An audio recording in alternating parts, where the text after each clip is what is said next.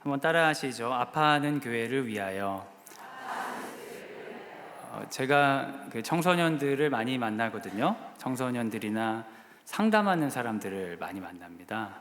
그런 사람들은 믿음이 좋을까요? 믿음에 관한 질문이 많을까요? 잘 모르시겠어요? 믿음에 관한 질문이 많습니다. 특별히 이런 질문을 하는 이제 청소년이 지나 청년이 된 이제 사람들이, 학생들이 있는데, 목사님, 저는 교회를 그만 다니고 싶습니다.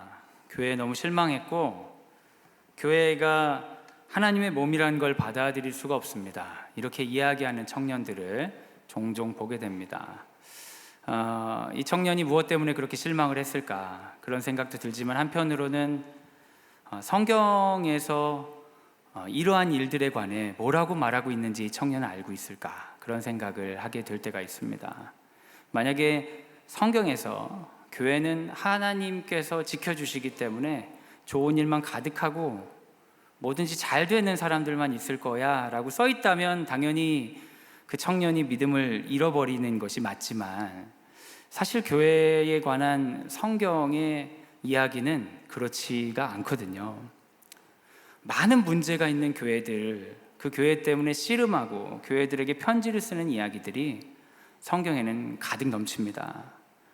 그래서 어쩌면 교회가 어떠한 문제가 있기 때문에 하나님께서 역사하시지 않는다라는 논리적인 귀결은 뭐 상식적일 수는 있겠지만 성경적이라고 보기는 어렵지 않나, 그런 생각이 듭니다. 여러 가지 교회의 문제들이 성경에 많이 나오고 있는데, 특별히 많은 문제들을 다루고 있는 책이 고린도전서입니다. 오늘은 고린도전서 1장 1절부터 9절까지를 강해하면서 아파하는 교회를 향해 우리가 어떠한 관점으로 바라보아야 할지 함께 나누어 보려고 합니다. 성경책이 있는 분들은 한 절씩 한 절씩 할 거거든요. 그래서 같이 보시면서 이렇게 따라와 주셔도 좋겠습니다. 우리 1절 같이 한번 읽겠습니다. 시작. 하나님의 뜻을 따라 그리스도 예수의 사도로 부르심을 받은 바울과 형제 소스데네는, 자막을 유지시켜 주시면 좋겠습니다. 1절에 보면 고린도전서 쓴 사람을 소개하고 있어요. 그렇죠? 바울과 소스데네입니다. 근데 바울이 자기 자신을 어떻게 소개하고 있냐면, 하나님의 뜻을 따라 그리스도 예수의 사도로 부르심 받은 바울이다 라고 이야기하고 있어요. 근데 여러분, 사도가 뭔지 아세요? 어차피 대답 안 하실 건 알고 있었지만, 사도는 두 가지 조건이 거의 있다고 생각하시면 됩니다. 첫 번째 조건은 예수님을 직접 만나야 합니다. 그러니까 이 시대의 사도 어떤 목사님, 그러면 사기꾼입니다. 왜냐하면 예수님을 직접 본 적이 없으니까요. 그리고 또 한 가지 조건은 예수님으로부터 직접 복음을 전하라는 명령을 들어야 합니다. 그런 조건을 충족한 사람들이 초대교회의 사도라고 불렸습니다. 그런데 바울이 지금 자신을 누구라고 소개하고 있어요? 사도라고 소개하고 있어요. 여러분, 사도 바울 하도 들어가지고 이상하지 않으시죠? 그런데 당시 사람들에게 이건 굉장히 이상한 말입니다. 왜냐하면 바울은 살면서 예수님을 한 번도 본 적이 없기 때문이에요. 예수님하고 시대가 잘 안 맞아요. 한 10살 차이 나거든요. 바울은 예수님 본 적이 없어요. 그런데 사도라고 자기를 소개한단 말이에요. 그러니까 바울에게는 항상 논쟁이 있었습니다. 어떤 논쟁이냐면, 저가 사도인가 아닌가, 이런 논쟁이 항상 있었습니다. 그런데 왜 그는 자신을 사도라고 주장할까요? 그것은 바울이 가지고 있는 독특한 개인의 경험 때문입니다. 여러분, 원래 바울은 가말리엘 문화에 속한 바리새파, 로마인입니다. 그런데 그 사람은요, 어떤 사람인지 여러분 다 아시겠지만 예수 믿는 사람을 핍박하던 사람이었어요. 근데 왜 그가 예수 믿는 사람을 핍박했냐면, 그것은 율법에 근거한 건데, 이제 강해를 하다 보면 말씀을 많이 읽어서 시간이 없어가지고 제가 다 읽지는 못하고 나중에 궁금하시면 한번 찾아보시면 되는데, 신명기 13장을 나중에 한번 읽어보시면 율법에서 어떠한 사람들을 이단으로 지칭하고 그러한 사람들을 어떻게 처리해야 되는지에 대해 굉장히 자세히 나와 있어요. 어떻게 나와 있냐? 이단적인 가르침을 하는 사람이 있다면 그것에 넘어가지 말고 죽이라는 거예요. 그 정도 수준이 아닙니다. 그런 이단적인 가르침이 진행되고 있는 뭐가 좀 위치가 좀 괜찮나요? 이단적인 가르침이 횡행하는 어떤 도시가 있다면 그 도시에 가서 그 도시를 무너뜨리라, 이런 말들이 써 있어요. 그러니까 바울은, 당시 사울이라고 불리었던 바울은 율법에 의지해서 다메섹까지 가는 거예요. 그런데 가는 길에 빛과 소리를 듣게 되죠. 여러분이 다 아는 내용이에요. 그런데 여러분이 바울이라고 생각해 보세요. 믿음의 열정이 너무 뜨거운 사람인데 이 믿음의 열정을 가지고 율법에 의지해서 이단적인 가르침을 하는 자들을 심판하기 위해서 가다가 빛과 소리가, 그 놀라운 신비 경험이 자기에게 다가왔을 때 바울은 어떤 걸 기대했겠습니까? 하나님이 나타나서 뭐라고 말하길 기대했겠어요? 바울아, 그때는 뭐 사울이라 불렸으니까, 사울아, 너 진짜 훌륭하구나, 너 대단하다, 그럴 줄 알았던 거예요. 그런데 그 빛 가운데 그가 들은 음성은 어떤 거냐면, 사울아, 사울아, 어찌하여 네가 나를 박해하느냐. 여러분, 바울이, 사울이라 불렸던 바울이 그때 당시에 느꼈을 충격을 상상할 수 있으시겠습니까? 그러니까 바울이 뭐라고 해요? 그 얘기 듣자마자 누구세요? 누구십니까 당신? 이렇게 이야기하죠. 사도행전 9장 5절 같이 한번 읽겠습니다. 시작. 대답하되 주여 누구시니까? 이르되 나는 내가 박해하는 예수라. 사울은 평생 하나님 뜻대로 산다고 생각했고 하나님 뜻에 따라 자기 삶을 걸고 극단적인 삶의 자리까지 자기를 몰아넣은 사람입니다. 그런데 그것이 하나님을 핍박하는 일이었다고요. 사울은 그때 분명히 예수님을 만났다고 기억하고 있어요. 그래서 자기를 사도라고 주장하는 겁니다. 역사적으로 존재하셨던 예수를 만난 경험은 없지만 그 빛 가운데 그는 살아계신 부활하신 예수님을 만났다고 증거합니다. 여러분, 사도의 조건이 첫 번째는 예수님을 만난 것이라고 했죠. 이제 좀 기억이 나실지 모르겠는데 두 번째는 뭐예요? 예수님에게 직접 명령을 드려야 되는 거예요. 그런데 사울이 된 바울은 헷갈리네. 그냥 바울로 하겠습니다. 바울은 자기가 거기서 예수님 만나서 들었다는 거예요. 갈라디아서 2장 8절 같이 한번 읽겠습니다. 시작. 베드로에게 역사하사 그를 할례자의 사도로 삼으신 이가 또한 내게 역사하사 나를 이방인의 사도로 삼으셨느니라. 아멘. 그때에 예수님이 나타나셔서 베드로에게 역사하셨던 그분이 나에게 이방인의 사도가 되라고, 이방인 선교사가 되라고 명령을 했다는 거예요. 그 두 가지 충족이 되죠. 예수님 만났고 명령을 들은 거예요. 그래서 그는 자기가 사도라고 주장하는 거예요. 근데 여러분, 그럼 그의 말을 믿을 수가 있을까요? 어떻게 생각하세요, 여러분? 제가 어제 예수님을 만났습니다. 빛 가운데 오셔서 저에게 이렇게 말씀하셨어요. 제가 그렇게 얘기하면 여러분 믿으시겠어요? 믿으실 거예요. 사기를 쉽게 당하실 수가 있다. 세상에 그런 사람 많습니다. 여러분, 재림한 예수라고 부르는 사람 90명 있답니다, 한국에. 너무 쉽게 믿지 마세요. 이 사람의 말은 상당히 신빙성이 떨어집니다. 이렇게 주장하는 사람은 역사 속에 굉장히 많았어요. 그럼에도 불구하고 우리가 바울을 사도라고 인지하는 것은 실제로 그의 삶의 궤적이 그때로부터 바뀌었기 때문이에요. 사도행전 9장 18절부터 20절 같이 한번 읽겠습니다. 시작. 즉시 사울의 눈에서 비늘 같은 것이 벗어져 다시 보게 된지라. 일어나 세례를 받고 음식을 먹음에 강건하여 지니라.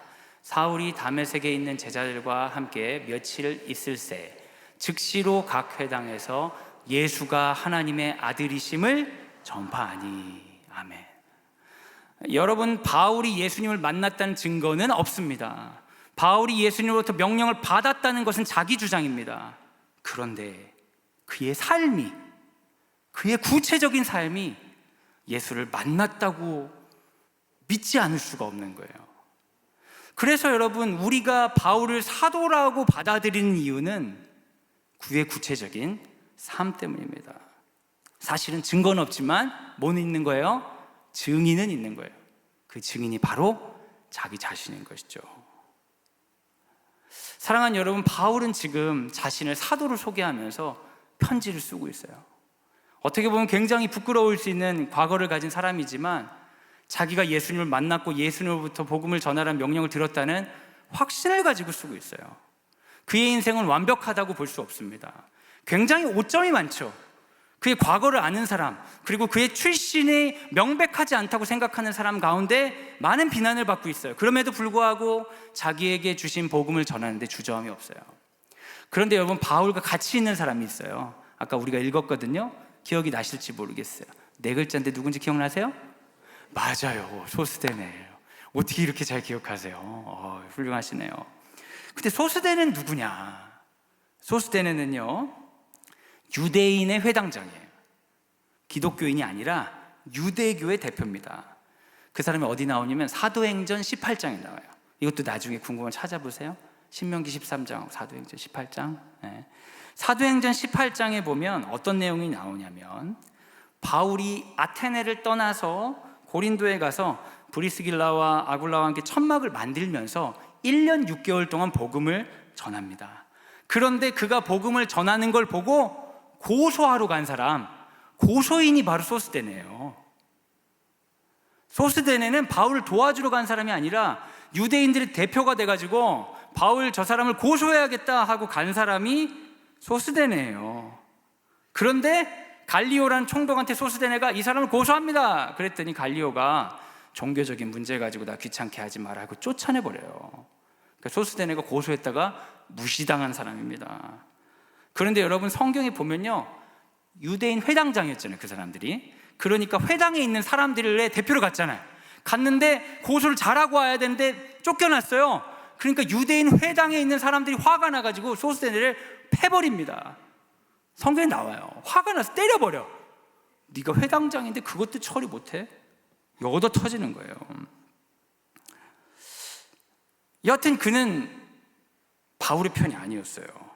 근데 놀라운 사실은요, 여러분, 그 이후에 예수 믿고 변화되고 이런 내용이 성경에 써 있어야 되잖아요. 아무것도 안 써 있어요. 소스데네에 대해 써 있는 건 바울 고소하러 갔다가 자기 편에게 얻어 터졌다, 이게 끝이에요. 그런데 하나님의 은혜가 놀랍지 않습니까? 그가 지금 누구랑 같이 있다고요? 바울과 같이 있는 거예요. 예수 믿게 된 거예요. 그때 맞아서 억울해서 예수 믿었는지 어땠는지 모르겠지만, 사랑하는 여러분, 지금 고린도 교회에 편지를 쓰고 있는데 2명의 사람이 다 과거가 심상치가 않아요. 어렸을 때부터 믿음이 좋아가지고 자랑스러운 사람이 아니라 잘못된 방향으로 갔다가 회개하고 돌아온 사도. 또 한 사람은 회당장의 대표가 돼서 바울을 괴롭히다가 돌이킨 사람들이에요. 이 돌이킨 사람들이 교회를 살리겠다고 편지를 쓰고 있는 게 고린도 전서입니다. 여러분, 이 부분이 참 이 성경에서 되게 중요합니다. 그들이 아파하는 교회를 바라보는 시선이 그들의 출신과 깊은 연관이 있어요. 우선 그 2사람이 어떤 사람인지만 알아도 우리는 하나님에 대해 신뢰할 수 있습니다. 어떻게 알 수 있어요? 하나님 반대하고 핍박한 자를 돌이키실 수 있는 하나님.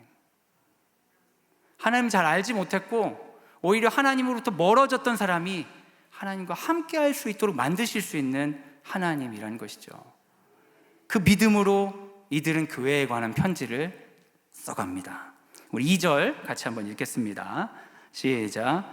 고린도에 있는 하나님의 교회 곧 그리스도 예수 안에서 거룩하여지고 성도라 부르심을 받은 자들과 또 각처에서 우리의 주 곧 그들과 우리의 주 되신 예수 그리스도의 이름을 부르는 모든 자들에게. 아멘. 말씀을 좀 이렇게 띄워주시겠어요? 여기 보면은 이 편지가 단순히 고린도에 있는 사람들에게 보내는 것이 아니라 그리스도인의 이름으로 부름받은 사람들에게 돌리는 회람서신의 성격이 있다는 것을 알 수 있어요. 그런데 여러분은 고린도전서를 샅샅이 읽어보지 않으셨지만 샅샅이 여러 번 읽어본 사람으로서 이 구절은 상당히 불편함이 있어요. 지금 고린도 교회는 아주 문제가 많아요. 보통 문제가 많은 게 아니에요. 그런데 교인들에 관해서 바울이 어떻게 표현을 하냐? 하나님의 교회다. 예수 안에서 거룩하여졌다. 성도로 부름받았다. 이렇게 이야기하는 거예요. 거룩하고 성도라 불리는 자들이라면 여러분, 깨끗하고 순결해야 하지 않겠습니까? 많은 사람들이 한국교회에 관한 의문을 제기합니다. 예수 믿는 사람들이 왜 그렇게 문제가 많으냐는 것이죠. 그러면서도, 문제가 많으면서도 자기들끼리 믿음이 있는 사람이 뭔가 믿음 없는 사람보다 더 우월한 것처럼 말하는 것 때문에 미움을 많이 받지요. 그들에게 아무 문제가 없는 것이 아닙니다. 지금 문제가 많습니다.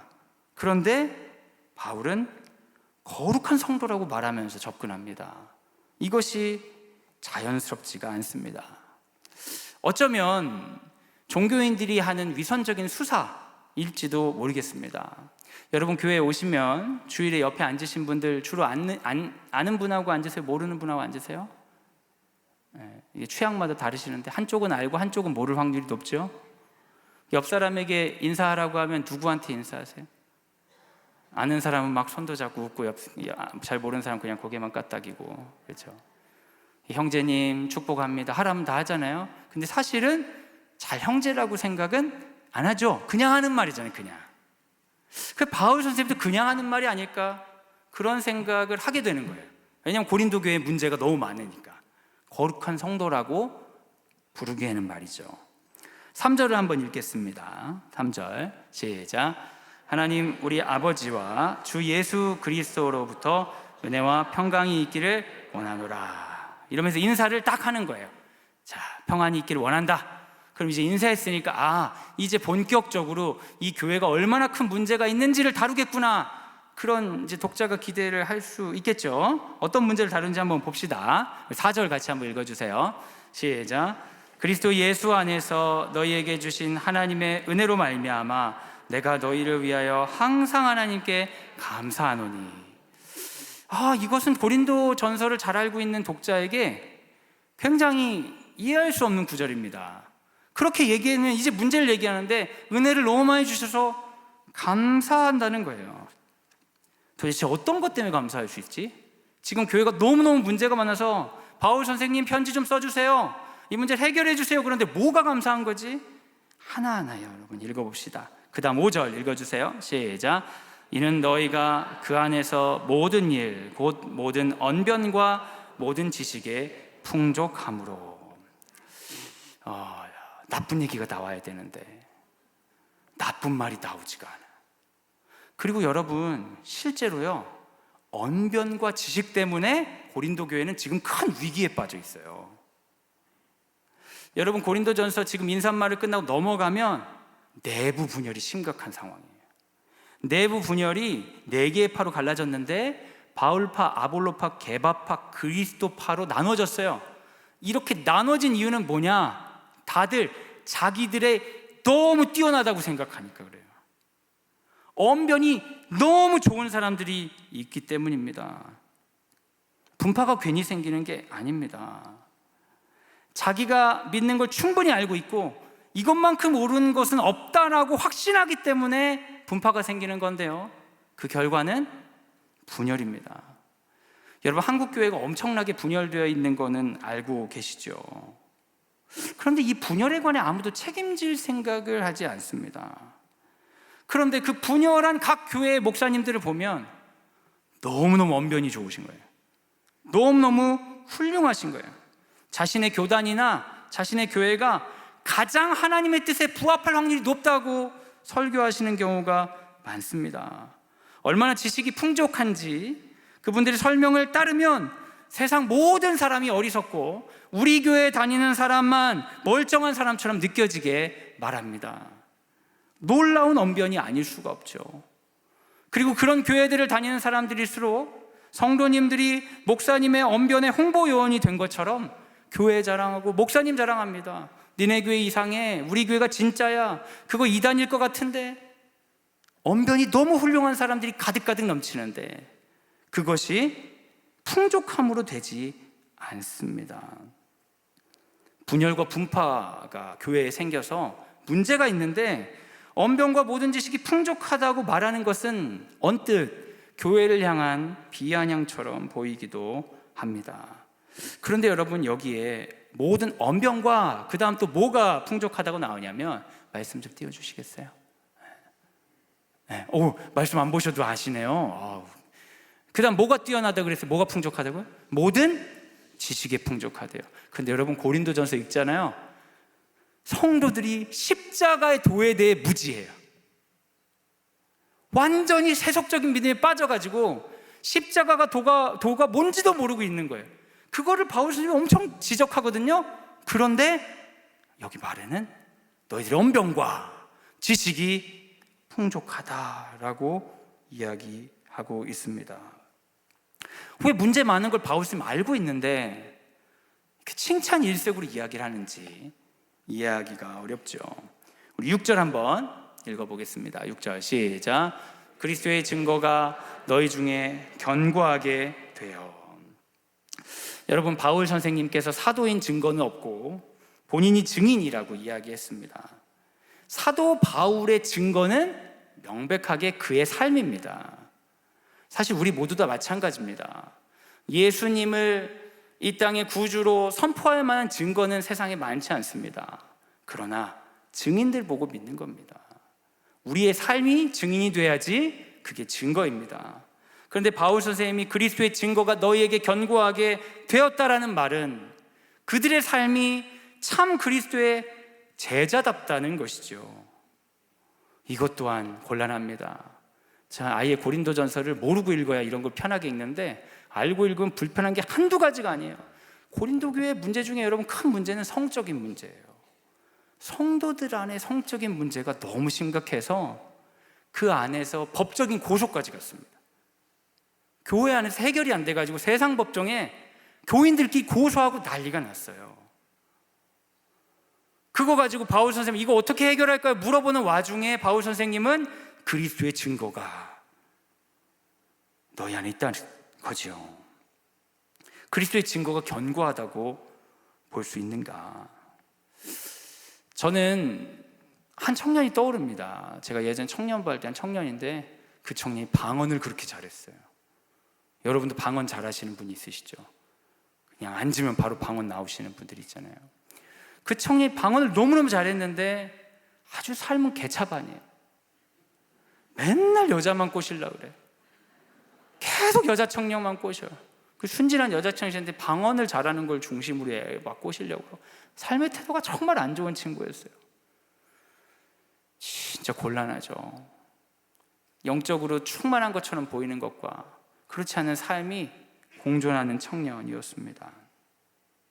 바울 선생님은 도대체 왜 이러한 생각을 하고 왜 이러한 것들을 그들에게 기대하는지 궁금합니다. 끝까지 한번 가보는 거예요. 우리 7절 한번 읽어주세요. 7절 시작. 너희가 모든 은사에 부족함이 없이 우리 주 예수 그리스도의 나타나심을 기다립니다. 야, 여러분, 고린도전서에는 은사에 관한 표현이 있어요. 고린도 교회는 은사의 혼란 때문에 심지어 예배가 중단될 때도 있었어요. 자기들의 은사를 자랑하느라고 예배가 멈출 정도로 은사가 난립했습니다. 그런데 모든 은사에 부족함이 없다고 하죠. 그리고 또한 바울 선생님은 우리 주 예수 그리스도의 나타나심을 기다리는 자들이라고 얘기했어요. 그런데 여러분, 고린도전서 15장에 보면 이들이 부활에 관한 잘못된 믿음이 있어서 그 믿음을 가르쳐 주려고 바울 선생님이 애씁니다. 마치 지금까지 교회에 있었던 모든 문제들을 다 언급하는 느낌이에요. 그런데 이 언급을 할 때 정말 현실을 좀 투명하게 보고 그 문제를 직면해야 될 텐데 뭔가 그 문제 자체가 아니라 그 문제에 대한 이상적인 방향만 말하는 것처럼 느껴집니다. 그들 안에 있는 언변으로 분열이 일어나고 그들의 지식은 세속적입니다. 그들은 복음을 이해하지 못하고 그들 가운데 성적인 문제와 고소하는 일들, 도덕적 문제가 심각합니다. 종말에 대한 잘못된 가르침 때문에 어떻게 해야 될지 모르기도 하고 은사가 난입하여서 어떤 걸 통해 교회가 제대로 서야 될지 못한다는 게 교회가 당면한 문제입니다. 이 모든 것들을 적어서 이 모든 것들을 가지고 바울 선생님 어떻게 할까요? 해서 바울이 쓴 게 고린도 전서인 거예요. 그런데 왜 그 문제를 다 언급하는 것 같지만 그 문제에 관해 제대로 다루는 것 같지 않을까요? 사랑하는 여러분, 고린도 교회가 겪고 있는 문제, 이 문제가 그 옛날 그곳에만 있는 것 같습니까? 아니면 지금 여기에도 있는 것 같습니까? 지금 여기에도 그런 문제들이 있습니다. 여러분, 어떤 분들이 교회에 문제가 많아서 하나님 없는 것 같다 그러시면 고린도전서 보여주시면 됩니다. 여기 봐봐, 여기도 문제 많았어. 그래도 하나님의 교회야. 문제가 있기 때문에 하나님이 없다는 것은 논리적일 수는 있지만 성경적이진 않습니다. 바울은 이런 문제 많은 교회를 보고 하나님의 은혜가 너희에게 있다고 말하고 그래서 감사해야 한다고 말합니다. 저는 이 이야기가 7절까지의 이야기가 일종의 이 문제를 다루기 전에 서론이라고 생각이 돼요. 그런데 저는 아무리 생각해도 바울이 너무 순진하게 접근하는 것처럼 느껴졌어요. 그런데 8절을 읽는 순간 이 내용이 좀 다르게 보이더라고요. 1장 8절 한번 읽겠습니다. 시작. 주께서 너희를 우리 주 예수 그리스도의 날에 책망할 것이 없는 자로 끝까지 견고하게 하시리라. 아멘. 교회의 문제가 굉장히 많은 것을 바울이 모르지 않습니다. 알고 있어요. 그런데 그 교회의 문제를 다루는 주체가 누구라고 생각하는 겁니까? 주께서 자신의 몸된 교회를 이렇게 이끄실 것이다. 언제까지요? 예수 그리스도의 날까지.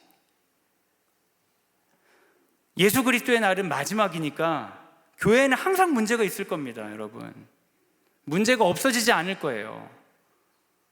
그럼 문제가 있을 때마다 우리는 어떻게 생각하겠습니까? 하나님 역사하지 않는다고 생각하겠어요? 만약 그런다면 바울은 그 교회와 자기 자신이 상관없다고 이야기할 겁니다. 내가 개척 좀 한 건 맞는데 내가 가르치는 대로 안 믿는 교회예요. 나랑 상관없는 교회, 이상한 교회입니다. 저랑 연관 짓지 말아주세요. 그랬겠죠. 그런데 바울은 그 교회를 자기라고 연관시키지 않았어요. 바울은 이 교회를 통해 역사하시는 것이, 이 교회 가운데 바꿔내야 되는 것이 교인들의 의무나 우리 가운데 있는 게 아니라고 생각했어요. 물론 우리가 하는 일이지만 우리를 통해 누가 하시는 일로 받아들인 거예요. 주께서 하신다고 생각해요. 그러니까 문제를 바라본 시선이 달라지는 거죠. 바울은 문제를 전혀 외면하지 않았어요. 그걸 어떻게 하냐면 이렇게 서론을 얘기하고 나서 바로 그 다음부터 아주 구체적으로 교회의 문제들 다루거든요. 이 교회에 이런 문제가 있다, 저런 문제가 있다, 하지만 이렇게 접근하자. 그런데 바울은요, 문제를 다룰 때 자기 자신을 해결자로 두지 않았습니다. 내가 보니까 문제는 이렇게 해결해야 돼, 이렇게 생각하지 않았어요. 내가 보니까 이 교회는 망했어, 해결할 수 없어, 자기가 판단하지 않았어요. 그는 뭘 믿었냐면 교회를 향한 하나님의 신학을 믿은 거예요. 교회가 예수의 몸이라는 하나님의 말씀을 믿어낸 거예요. 문제가 많아요. 안 될 것 같아. 그런데 그 문제를 보면서 교회를 분석한 게 아니라 하나님께 묻는 거죠. 먼저 하나님, 교회는 무엇입니까? 그때 바울은 듣는 거죠. 교회는 예수 그리스도의 몸이다. 교회는 내가 마지막까지 이끌어갈 하나님 나라의 공동체다. 그 신학을 먼저 받아들이고 그 신학을 통해 문제에 대한 비전을 보는 거예요. 하나님, 이 분열에 관해 이렇게 되기를 원하시는군요. 그들의 언변과 지식이 이렇게 되기를 원하시는군요. 그들의 믿음의 견고함이 이렇게 되기를 원하시는군요. 그들 가운데 있는 분열이, 그들 가운데 있는 문제들이 이렇게 되기를 원하시는군요. 아멘. 주께서 예수 그리스도의 날에 책망할 것이 없는 존재로 이끄실 걸 믿습니다. 선포하고 고통의 현장으로 나아가는 것입니다. 사랑하는 여러분, 아파하는 교회들이 있습니다. 그 아파하는 교회들을 우리는 어떻게 다루어야 합니까? 책임감이 없는 청년들은 그 교회를 떠나려고 합니다. 교회 다니는 사람 손 들으라고 하면 손을 안 들고 싶어 합니다. 나랑 상관없다고 생각합니다. 그들은 교회가 부끄럽다고 얘기합니다. 그런데 너무 아쉽게도 그들에게는 뭐가 없냐? 하나님께서 교회에 대해 말씀해 주신 믿음이 없는 거예요. 교회에 대한 신학이 없는 거예요. 여러분, 믿음은 어떤 것이냐면 현실에 관해서 답을 찾아내는 게 아니라 하나님이 우리에게 주신 신학을 통해 현실 가운데 그것들을 지켜나가는 거예요. 다 뜯어 고치라는 게 아니에요. 안 고쳐질걸요? 계속 해보세요. 안 될 겁니다. 주님 오실 때까지 안 될 거예요. 그건 주님께서 완성하실 건데, 주님이 완성하시는 그 과정 가운데 함께 동참할 자로 그 자리에 서 있는 사람이 교회입니다. 그 믿음으로의 부르심이죠. 여러분, 우리가 교회로 부르심을 믿습니까? 여러분, 믿으십니까? 교회로 부르셨다는 것은 무엇입니까?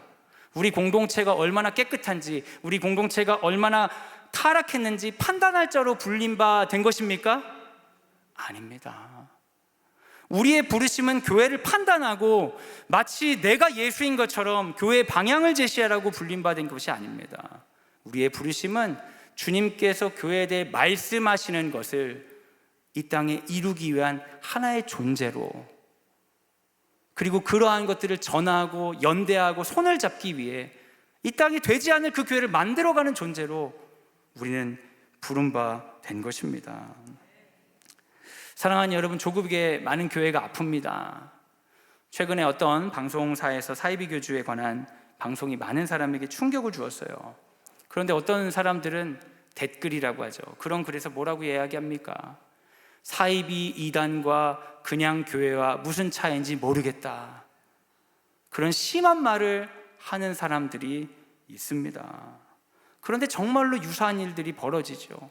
교회 안에 하나님의 헌금을 가지고 경제적인 유익을 누리고 악한 일들을 자행하면서 부끄러워하지 아니하고, 하나님의 교회를 만들기 위해 연대해야 될 사람들이 보이지 않는 흑막과 같은 경제 공동체를 만드는 일들이 교회란 이름으로 일어납니다.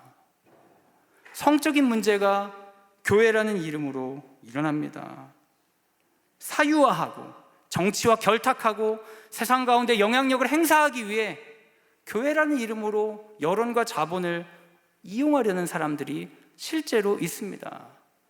그런 일들이 뉴스에 보도되고 그런 일들이 마치 우리 가운데 있는 것처럼 보일 때도 있습니다.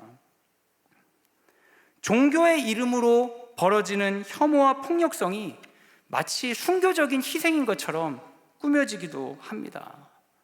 예수 때문에 핍박받는 것이 아니라 악행 때문에 핍박받는 일들이 굉장히 종교적인 일로 미화되는 일들이 있는 것이죠. 사랑하는 여러분, 한국교회 수많은 언변과 지식들이 교회를 갈라놓고 서로 미워하게 하고 자신의 전통성을 주장하기 위해 가진 모든 에너지를 쓰는 집단도 있습니다. 너무 아픈 일이죠. 기독교를 가지고 개독교라고 혐오 표현을 쓰는 것을 서슴지 않고, 그런 일들이 청년들과 청소년들 사이에 너무 많다 보니까 아이들이 교회에 대한 자부심이 너무 없어서 기독교인인 걸 감추고 삽니다. 연세대에 신학과가 있어요. 알고 계시죠? 연세대 신학과에 어떤 교수님이 그 학생들에게 손을 들라고 한 거예요. 교회 다니는 사람 손 들어봐라. 근데 분명히 교회를 다니고 그러고 하니까 신학과도 오고 막 그랬을 거 아니에요. 안 된다는 거야, 아무도. 네. 제가 연대에서 종교교육을 했기 때문에 교수님이 개탄하면서 한 얘기예요. 교회 다니는 사람들, 신학과 교수님이 학생 안 된다는 거예요. 다른 애들이 교회 다닌다고 뭐라고 할까 봐. 너무 안타깝죠, 여러분. 그럼 교회가 좀 더 자정자정을 갖고 잘하고, 뭐 이것도 맞아요. 맞는데, 근데 우리가 돌아가야 될 건 뭐냐? 그럼에도 불구하고 교회에 관해 주님이 뭐라고 말씀하셨냐? 그래서 그 자리를 지키는 거죠. 나하고 상관없다고 꼬리 자르기 하지 않고, 내가 원하는 교회가 아니니까 막 비난하는 게 아니라 타자를 비난하지 않고 부르심받은 교회로, 나는 교회로 서 있는 거죠. 내가 교회로 서 있겠다는데 믿음 가지고 누가 그걸 말리겠습니까? 세상의 교회는 항상 어려움이 있을 것입니다. 그 아픔은 주님 오실 때까지 해결되지 않을 것이에요. 그런데 주님은 우리에게 말씀하십니다. 주께서 주 예수 그리스도의 날에 흠잡을 데 없는 교회로 만드실 거라고요. 그 말씀 믿고 오늘 여기서 교회답게 서 있을 사람을 하나님은 찾으십니다. 바울이 느꼈던 교회에 대한 아픔도 동일했을 것입니다. 그 사람 개척한 사람이에요. 얼마나 마음이 아프겠습니까? 그런데 그는 그들의 현실이 아니라 다시 주목하는 거예요. 주님께서 나에게 왜 교회를 세우라고 하셨는지, 주께서 예수 그리스도의 날에 흠없는 자로 이끄실 것을 믿는 것입니다. 그러니까 바울이 도망가지 않고 마구 비난하지 않고 믿음으로 편지를 적을 수 있는 것이죠. 1517년 마르틴 루터는 95개조 반박문을 비텐베르크 성당에 걸었습니다. 그는 교회가 면죄부를 판매하는 행위, 교황의 권위를 강조하는 행위에 문제성을 느꼈습니다. 그는 사람들과 토론하고 싶었어요. 대학 교수니까요. 그래서 대자보를 쓴 거예요. 이러이러한 문제가 있습니다. 같이 토론합시다. 비텐베르크 성당 앞에 토론문을 붙이는 게 그 대학의 문화였답니다. 그래서 토론문을 붙였는데 이 토론문을 보는 사람들이 야, 이건 혁명적이다 해가지고 그때 당시에 참 기가 막히게 구텐베르크의 인쇄술이 발달해가지고 사람들이 마르틴 루터에게 허락도 받지 않고 그거를 인쇄해서 전국에 출판해버립니다. 그래서 학생들과 토론을 하려고 했던 대학 교수는 자고 일어나니까 종교개혁의 상징이 되어버렸어요. 그때부터는 원하지 않게 이곳저곳 끌려다니는 사람이 되고 말았지요. 그는 파문당했고 숨어 지내야 했습니다. 신성 로마 제국 황제인 찰스 5세는 루터에게 보름수 회의에 출석하라고 했습니다. 사람들이 가지 말라고 했지만 루터는 그곳에 갔어요. 그곳에 가서 들은 요구는 딱 하나입니다. 당신이 주장한 모든 것을 철회하십시오. 루터는 하루만 시간을 달라고 그랬어요. 그리고 하루의 시간을 갖고 그 다음날 이야기했습니다. 저는 어떠한 것도 철회할 수 없습니다. 제가 여기 있습니다. 하나님, 나를 도와주시옵소서. 사랑하는 여러분, 루터가 죽음의 위협 가운데서 의회로 나갈 수 있었던 것은 위협을 몰랐기 때문이 아닙니다. 알고 있었습니다. 그런데 그는 하나님을 보고 간 것입니다. 하나님이 어떻게 말하기를 원하시는지를 생각한 거죠. 그를 지켜낸 것은 그의 신학이요, 그의 믿음이었습니다. 사랑하는 여러분, 시험 들 일이 많습니다. 살다 보면 너무나 많죠. 믿음 좋다는 사람 때문에 힘들 일 많지 않으십니까? 믿음 좋은 배우자 때문에 힘든 일 많이 있잖아요. 믿음 좋은 누구 때문에 어려운 일이 많이 있잖아요. 그럴 때 여러분은 어떤 걸 보십니까? 너를 보니까 하나님이 가짜인 것 같다. 아니에요, 여러분. 성경은 그런 거 없어요. 하나님은 우리에게 도전하시는 거예요. 하나님이 우리를 부르심이 어떠한 건지 그 신학에, 그 믿음에 중심을 두라고 하시는 것이죠. 우리를 주저하게 하는 고통과 아픔, 두려움과 불안은 여전합니다. 그것을 비현실적으로 낙관적으로 생각하자는 것이 아닙니다. 단지 그것이 전부가 아니라고 말하는 것이죠. 시편 42편 3절에 시험에 든 시인의 노래가 나옵니다. 같이 한번 읽겠습니다. 시작. 사람들이 종일 내게 하는 말이 내 하나님이 어디 있느냐 하오니 내 눈물이 주야로 내 음식이 되었도다. 사랑하는 여러분, 삶에 문제가 많습니다. 믿음이 있어도 어느 날은 눈물이 음식이 될 정도로 어려울 때가 있습니다. 그럴 때 우리는 무엇을 바라봐야 합니까? 주님을 바라봐야 합니다. 우리 1장 9절 함께 읽겠습니다. 시작. 너희를 불러 그의 아들 예수 그리스도 우리 주와 더불어 교제하기로 하시는 하나님은 미쁘시도다. 아멘. 미쁘시다는 것은 신실하다는 의미입니다. 신실하다는 건 다른 말로 하면 믿을만하다는 거죠. 주께서 우리를 주 예수 그리스도의 날까지 흠없는 자로 인도하실 것입니다. 믿으십니까? 이렇게 약속하신 그 하나님은 믿을만합니다. 사랑하는 여러분, 이렇게 약속하셨기 때문에 내가 기도하는 일 한 일주일 있으면 이루어질 거라고 생각해도 되겠어요? 한 달 기도하면 될 것 같으십니까? 여러분 중에 너무 억울해서 목사님 제가 10년을 기도했는데 우리 가족이 예수 안 믿습니다, 그렇게 얘기하신 분도 있을 수 있습니다. 근데요, 앞으로 10년 더 하셔도 안 될 확률이 상당히 있어요. 우리의 믿음은 내가 원하는 것을 현실에 반드시 만들어내야지 좋은 게 아닙니다. 그건 세상의 모든 종교들, 이단도 다 그렇게 말합니다. 우리의 믿음은 예수 그리스도의 날에 주께서 하시리라 믿고 나를 믿음으로의 충만한 사람으로 지금 오늘 여기서 순종하게 하는 것입니다. 우리의 믿음의 승부는 오늘 여기서 순종하는 거예요. 결과를 만드는 게 아닙니다. 결과를 만들려고 하면 우린 예수를 믿지 못합니다. 왜냐하면 성경이 그런 사람들을 지지하고 있지 않기 때문에 그래요. 성경은 믿음을 지킨 사람을 지지합니다. 하나님이 그런 사람을 찾는다고 말하고 있어요. 주께서 돌아오실 때에 너희 가운데 믿음이 있겠느냐? 너희 가운데 기도했더니 응답받은 사람이 있겠느냐? 아니에요. 너희 가운데 기도했더니 재정적으로 풍족해진 사람이 있겠느냐? 아닙니다. 너희 가운데 기도했더니 병 나은 사람이 있겠느냐? 아닙니다. 너희 가운데 믿음이 있겠느냐? 주님이 우리에게 도전하십니다. 믿음을 가지라고요. 사랑하는 여러분, 오늘 지금 여기서 믿음을 지키기 어려우신 분들이 있으리라 믿습니다. 예수님을 바라보십시오. 그리고 그분이 뭐라고 말씀하셨는지 귀를 기울이시고 믿어보십시오. 그 믿음이 결국 우리를 구원의 길로 인도할 것입니다. 이 시간 함께 기도하기 원합니다. 사랑하는 여러분, 오늘 이 이야기를 쓰고 있는 바울과 소스데네의 이야기로 제가 설교를 진행했습니다. 저는 바울과 소스데네가 이렇게 말하는 것을 너무 충분히 공감합니다. 왜냐하면 바울은 예수님을 핍박하는 살인자였잖아요. 소스데네는 바울을 핍박하고 고소했던 사람이에요.